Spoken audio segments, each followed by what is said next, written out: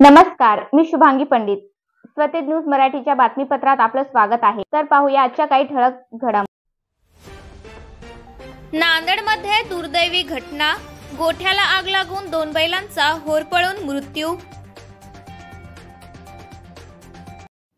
अर्धापूर तालुक्यातील दाभड येथील शॉर्ट सर्किटमुळे शिवाजीराव टेकाळे यांच्या शेतातील गोठ्याला आग लागून 2 बैलसह शेतातील अवजारे व बैलांचे खाद्य असलेले कडबा जळून लाखो रुपयांचे नुकसान झाले आहे.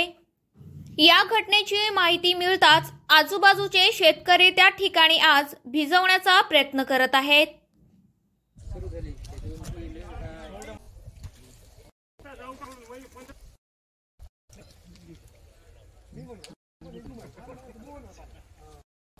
माझं नाव लहू शिवाजी टेकाळे, राहणार दाभड, तालुका अर्धापूर, जिल्हा नांदेड. गट क्रमांक 201. दुपारी 1 वाजता आग लागली. लाईटचे शॉर्ट सर्किट झालं, म्हणजे झोपडं होतं खाली, आणि तिथे बैल जळाले, नुकसान झाली, गाई जळाली, वासरू जळालं, आणि घरगुती काही सामान होतं, कुटी मशीन होती, दुसरं काही सामान होतं, कडबा होता, अजून खाली 7-8 हजार कडबा होता, आणि शेतीची अवजारं मध्ये ठेवली होती झोपड्यामध्ये, आणि बरंच काही अजून जळालेलं आहे. आणि MSCB जबाबदार राहील आमचे भरपाई करण्याचे. 4-5 लाख रुपये झाले नुकसान आमचं. कोणी आले नाही अजून, नाही कोणी आले नाही. MSCB जबाबदार राहील याच्यावर.